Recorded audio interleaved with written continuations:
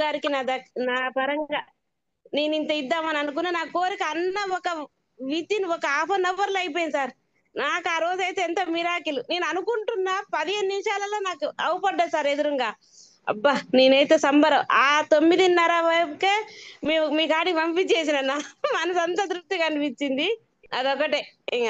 అది ఆ రోజు మీరు అమౌంట్ పంపి ₹1000 పంపి ఏం అవును సార్. చేశారంటే మెసేజ్ పెట్టారు. ఏమని?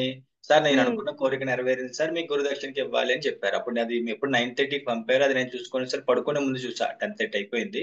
ఇంకా ఆ అవును టైంలో సార్. అవును. బాగోదు కదా! కాల్ చేశాను ఆగాను. లేదు తెలుసుకోవాలి. ఎందుకంటే అలాంటియి ఏదో మీరు అమౌంట్ పంపడం అనేది మీ అంటారు అభిమానం. గురువు మీద మీకున్నది. కానీ అక్కడ నాకు అవును సార్. ఇంపార్టెంట్ ఏంటంటే అక్కడ రిజల్ట్ రావడం నాకు ఇంపార్టెంట్. ఆ! వచ్చింది సార్. అది. నాకేంటంటే అవతల వాళ్ళు అప్లై చేసి రిజల్ట్ వస్తేనే అదో రకమైన సాటిస్ఫాక్షన్ అన్నమాట. అవును సార్. అవును. మా ఫ్రెండ్‌తో కాల్ మ చేద్దాం అనిపించింది. అప్పుడు ఇక్కడ లేట్ అయిపోయిందని ఆగా. నేను అందుకే మిమ్మల్ని గుర్తుపెట్టుకొని అడిగాను. మీరు జాయిన్ అవ్వలేదు చెప్దామనేసి. ఆ! అవునవును సార్. అవును సార్. నాకు ఎక్సలెంట్. నాకైతే అనుకోంగానే అనిపించింది. నాకెంత తృప్తో. అసలు నేను ఎవ్వరికి నా కొడుకు ఫస్టే చెప్పిన. నాకిది అయింది ఎమ్మటే ఫస్ట్ గురువు గారికే.